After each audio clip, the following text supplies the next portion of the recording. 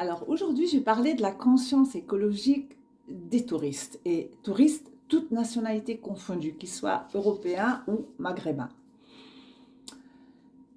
Pour parler de ça, je vais d'abord me poser une question, c'est-à-dire que un touriste qui réserve un voyage quelque part, que ce soit une station balnéaire ou un site quelconque,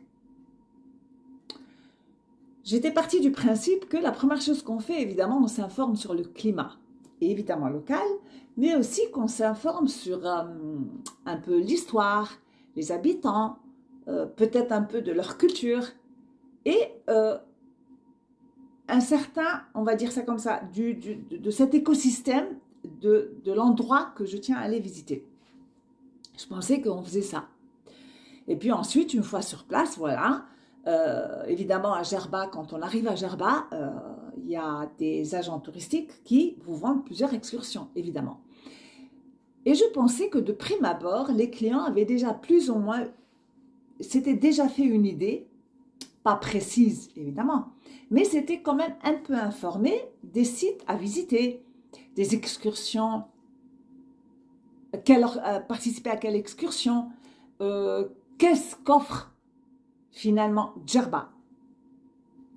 Or, je me rends compte, et surtout d'après mon expérience personnelle et des années de métier dans le secteur du tourisme, c'est pas du tout le cas. Et pourquoi c'est pas du tout le cas? Et je vais vous dire pourquoi. Tout simplement, vu le nombre de touristes qui justement réservent certaines excursions, j'en déduis évidemment qu'ils ne sont pas du tout au courant. Ou s'ils sont au courant et font quand même certains choix, c'est dramatique. Mais à supposer qu'ils ignorent et qu'on leur offre et qu'on leur vend cette sortie.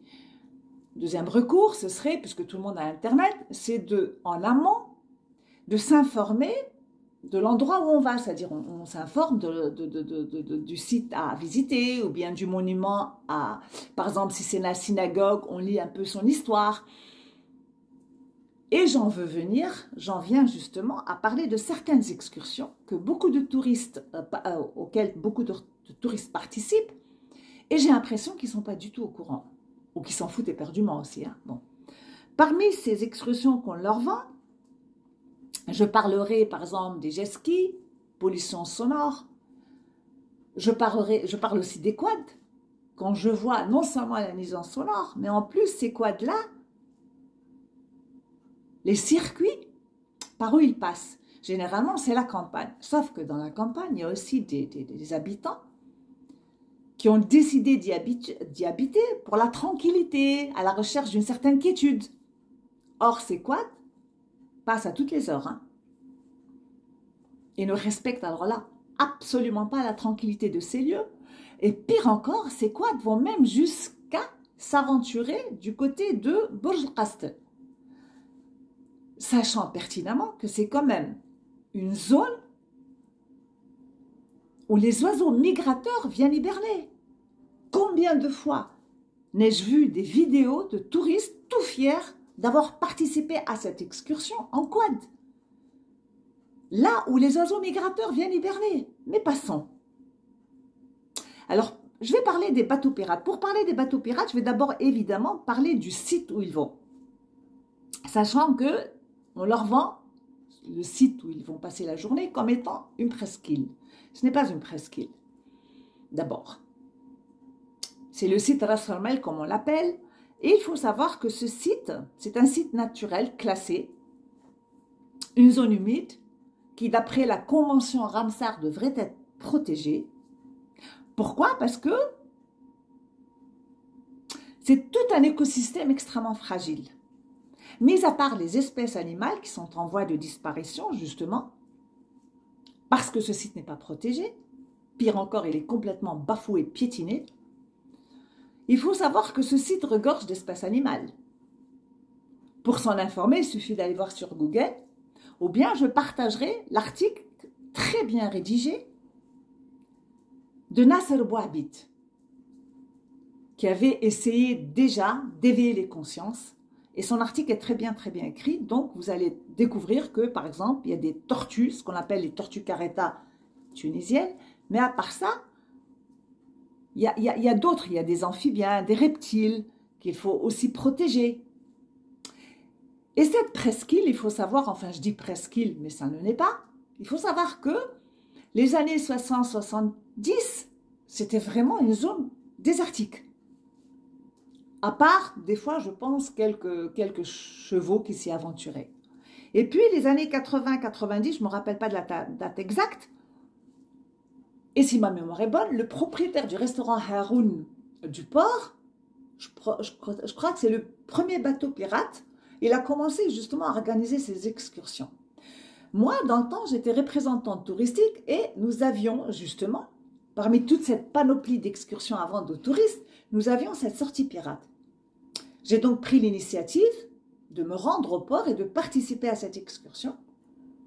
Et je dois vous avouer qu'une fois sur les lieux, j'avais un malaise de me dire c'est pas possible, cet endroit est tellement désertique, tellement beau, tellement calme. Qu'est-ce qu'on fait ici finalement? Mais je doutais encore, je doutais vraiment de la gravité de la situation. C'est en rentrant chez moi que j'ai commencé à me documenter, à lire, à chercher. Et c'est là que j'ai découvert justement la monstruosité de ce qu'on était en train de faire. Et donc, j'ai boycotté ces sorties et je ne les vendais plus aux touristes.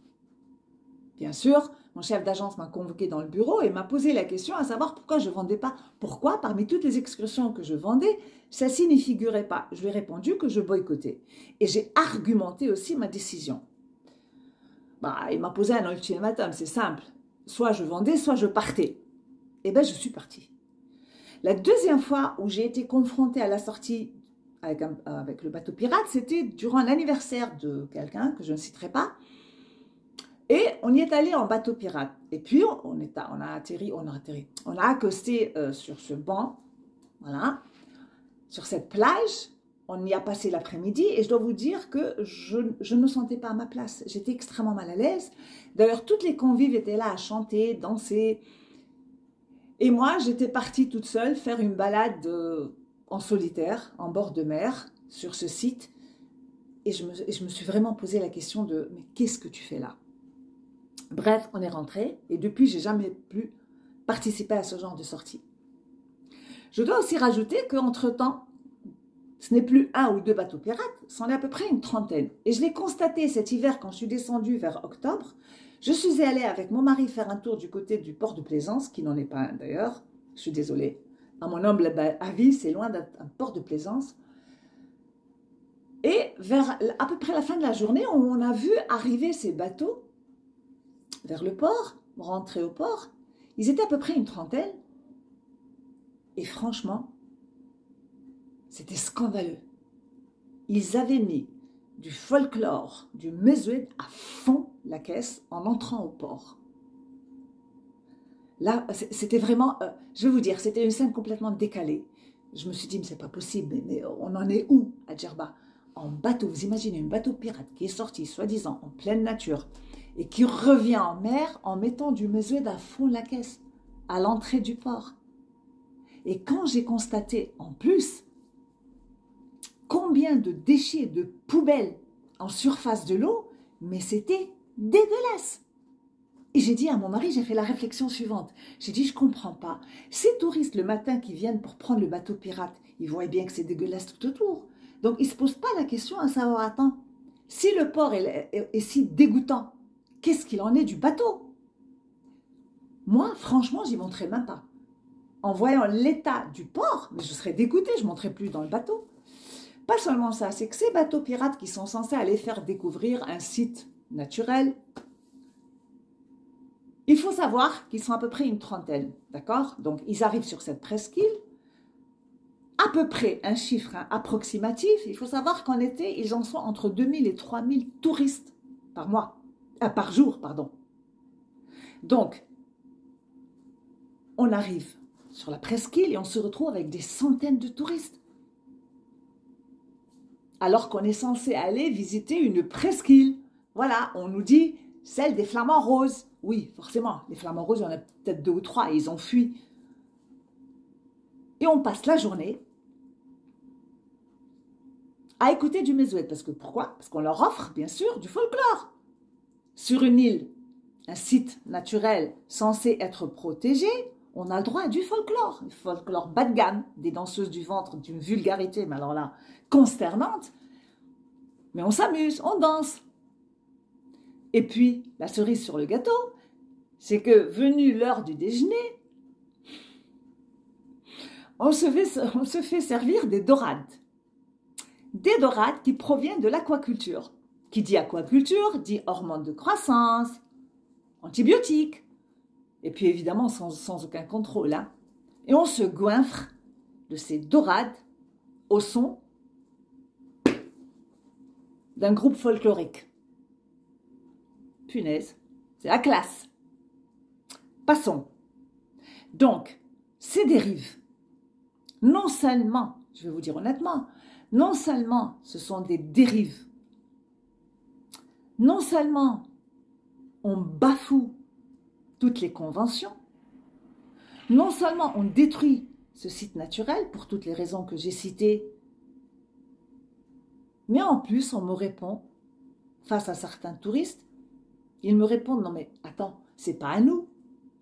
Même des Tunisois hein, qui me disent, c'est pas à nous de protéger, c'est aux Gerbiens. Donc en gros, si à l'offre, je suis obligée de demander. Ça veut dire que si on me vend en gros de la merde, moi j'achète, je ne réfléchis pas. C'est quand même étonnant. Je veux dire que, admettons que les touristes tunisiens et algériens sont ignares, d'accord? Qui n'ont aucune connaissance du sujet, tout ce qui peut avoir à l'écologie, l'écosystème, la biotope qu'il faut préserver dans ce site, en admettant qu'eux sont complètement ignares. Mais nos chers touristes occidentaux, ils sont censés être informés. Je veux dire, avec tous les problèmes, le climat, à propos du réchauffement climatique, on dit, d'accord? Ces espèces animales en voie de disparition, ces zones à protéger, qu'on protège d'ailleurs dans les parcs nationaux en Europe, ils sont protégés. Vous n'allez voir aucun touriste s'aventurer. Non seulement parce que c'est interdit, mais parce que en Europe, les gens ont cette conscience écologique. Ils savent exactement de quoi il s'agit. Mais étonnamment, quand ils arrivent à Jerba, ah là, ils ne s'en préoccupent pas du tout. C'est le dernier de leurs soucis. Après, on va vous dire, oui, mais j'ai payé mon excursion. Ah oui, bien sûr. Donc, le fait d'avoir payé te donne droit à participer à la dégradation de ce site naturel. Ça, c'est dans le cas où le touriste est informé. En supposant qu'il ne l'est pas, il n'est pas informé, c'est là où je me pose la question, à savoir quand on descend en vacances, est-ce que nos neurones ne fonctionnent plus? On ne réfléchit plus quand on est en vacances? Mais attendez, si en Europe on réfléchit justement à nos actes, à nos choix, on ne réfléchit plus à Djerba? Et si, je vais vous l'avouer, tous ces voyagistes qui vous vendent ces sorties, tous ces propriétaires de bateaux pirates, on le sait, pour eux, il n'y a que l'argent qui compte. Mais vous, votre conscience écologique, si le gouverneur de Médine ne prend pas ses responsabilités, le maire de Djerba encore moins, mais vous n'allez pas participer à la dégradation de ce site par votre choix? Et la réponse que j'ai eue souvent de la part des touristes, c'était de me dire, mais madame, mais ces bateaux donnent du travail aux jeunes. Ah oui, vous parlez de l'exploitation. Ces jeunes qui se font exploiter pendant 4-5 mois l'été. Ces jeunes qu'on attire à venir travailler sur des bateaux pirates, à faire les clowns, alors que ces jeunes ne sont pas gerbiens, il faut bien le savoir. Ce sont des jeunes qui viennent de l'intérieur du pays, qui quittent leur village pour venir faire les clowns sur des bateaux pirates. Et qui font les rabatteurs dans la rue. Madame, madame, bateau touriste, bateau pirate. Ces jeunes, au lieu de promulguer, de mettre sur pied des projets, que ce soit l'agriculture ou autre, dans leurs villages respectifs, pour développer une certaine économie, non, ces jeunes viennent en été participer à cette mascarade. Et on me dit, oui, mais ça donne du travail aux gens. Vous imaginez la réflexion? Donc, ça veut dire qu'en Europe, après tout, hein, si on donne à manger aux gens et on leur donne du travail, on peut bien piétiner toutes les lois sur l'écologie. Moi, je me pose une question. Et je parle bien des touristes, toutes nationalités confondues. Vous réfléchissez, un temps soit peu, que lorsque vous allez passer une journée sur cette presqu'île, enfin ce qu'on appelle presqu'île, que même, ne serait-ce qu'avec vos crèmes solaires, ça détruit aussi le rivage, la mer, là où ces espèces viennent se réfugier. Et quand j'entends une dame dernièrement me dire « Oh, vous exagérez, nous l'autre fois en bateau pirate, on a croisé 4-5 dauphins. » Vous avez croisé 4-5 dauphins. Moi, les années 80, j'ai croisé un banc de dauphins. Il y avait à peu près 30 ou 40 dauphins. Actuellement, ils ne sont que 4 ou 5 ou 6. Donc c'est bien qu'ils ont fui les rivages de Djerba à cause de cette pollution, qu'elle soit sonore ou autre. Tous ces flamants roses qu'on prend en photo sur les pages Facebook, une cinquantaine. Vous savez combien ils étaient les années 80? Ça veut bien dire que ces animaux sont en train de quitter Djerba, de fuir Djerba. Donc, je dirais juste une petite chose. Beaucoup vont me dire, après tout, de quoi tu te mêles? Eh bien, je vais répondre. Je ne suis ni journaliste, ni lanceur d'alerte, ni influenceuse, rien du tout. Ce n'est pas moi qui fera changer les choses. Mais si je peux, de par mes paroles, provoquer un tant soit peu une réflexion pour que nos chers touristes remettent en question leur choix et qu'ils réfléchissent à l'impact de leur choix, qu'ils réfléchissent aux conséquences de leur choix avant de réserver quelconque excursion, avant de participer à quelconque excursion. Pourquoi? Parce qu'il y a tellement de choses à voir sur Djerba que cette presqu'île, je vais vous dire honnêtement, ne rajoutera rien. Les quads, vous pouvez en faire partout dans le monde. Les jet skis aussi. Faut-il vraiment que ce soit sur Djerba? Quand sur des pages Facebook, je lis des questions, qu'est-ce que vous nous conseillez de faire à Djerba? Et que pratiquement, quotidiennement, je lis bateau pirate. Alors non seulement vous avez participé à la dégradation de ce site naturel, de cet écosystème extrêmement fragile, à la destruction de cette faune et la flore, à la disparition de certaines espèces animales comme ces tortues caretta. Mais en plus, vous conseillez à d'autres de suivre votre exemple. Mais nous, fils et filles du pays, vous savez que quand cette presqu'île se sera complètement détériorée, qu'on n'aura plus rien à en retirer, vous allez nous abandonner à notre sort. On va se retrouver tout seul à essayer justement de réparer tous ces dégâts, d'y remédier, à financer la réintroduction de certaines espèces animales. Vous ne serez plus là, vous aurez quitté le bateau. Bah oui. Donc en amont, réfléchissez. Bien sûr que vous êtes les bienvenus à Djerba, sans aucun doute. Mais quand moi je vais visiter d'autres pays, d'autres îles, entre autres Minorque, j'y étais en juillet parce que j'adore cette île, j'y vais régulièrement. Vous savez que Minorque, pratiquement tout son territoire est protégé, patrimoine de l'UNESCO, ou en tout cas toute une côte. Et bien là-bas, les mêmes touristes qui viennent à Djerba et qui se permettent tout, sur Minorque, non. Il n'y a pas de ranger, il n'y a pas de, il y a même pas de, il n'y a pas un mur protecteur, impossible évidemment. Il y a rien. Ce site est protégé, il n'y a pas de gardien, il n'y a rien. Et pourtant, les touristes ne s'y aventurent pas parce qu'ils respectent. Parce que partout en Europe, on respecte ces parcs naturels. Parce que partout en Europe, on s'informe. Alors que quand vous venez chez nous, eh bien, tout vous est permis. Pourquoi? Parce qu'on vous les vend. Oui, les Gerbiens, ils nous vendent. Ben, nous, on achète. Non, on n'achète pas. Je vais être vulgaire, quand on me vend de la merde, je ne l'achète pas. Donc, je finis juste ma vidéo en vous disant, soyez les bienvenus à Gerba. Les Gerbiens sont accueillants.